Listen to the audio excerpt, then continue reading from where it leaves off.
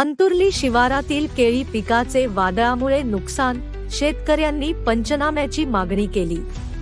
विमा कंपन्यांकडून दिरंगाई, 150 शेतकरी संतप्त, विनोद तराळ यांच्यासह उत्पादकांचा सरकारला इशारा। मुक्ताईनगर तालुक्यातील अंतुर्ली शिवारात गेल्या आठवड्यात झालेल्या वादळी वाऱ्यामुळे सुमारे 150 केळी उत्पादक शेतकऱ्यांच्या पिकाचे मोठे नुकसान झाले आहे।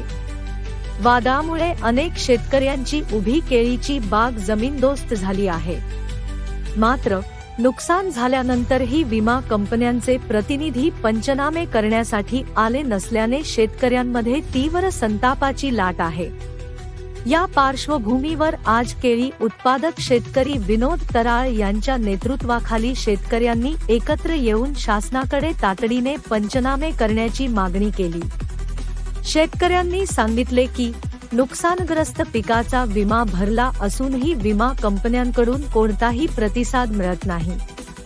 वेळेत पंचनामे झाल्यास नुकसान भरपाईपासून वंचित राहावे लागेल अशी भीती शेतकऱ्यांनी व्यक्त केली।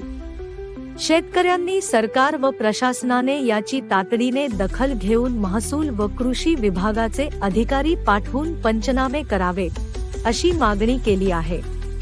अन्यथा आंदोलनाचा इशारा देखील देण्यात आला। वृत्तांत किरण पाटील, मुक्ताईनगर। भगीरथ राजा 24 न्यूज।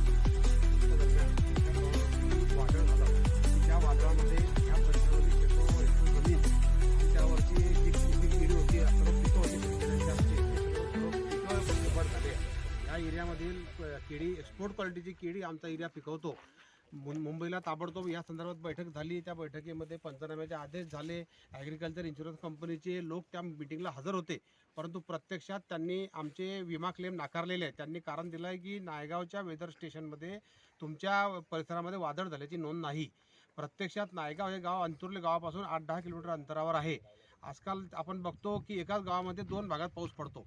जर असं होऊ शकते तर मग 8-10 किलोमीटरच्या अंतरामध्ये 3 गावं लागतात, त्या 3 गावांमध्ये पण नुकसान नाही आहे।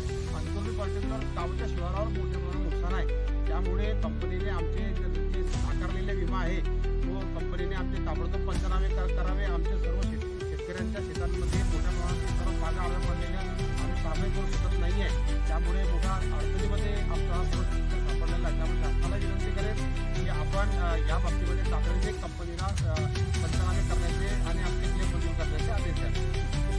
कंपनीने आमचे चेक केलेले आहे, तर माझी राज्य शासनाला ही विनंती आहे की आम्ही आमच्या केळीचा हप्ता भरलेला आहे, राज्य सरकारने भरलेला आहे।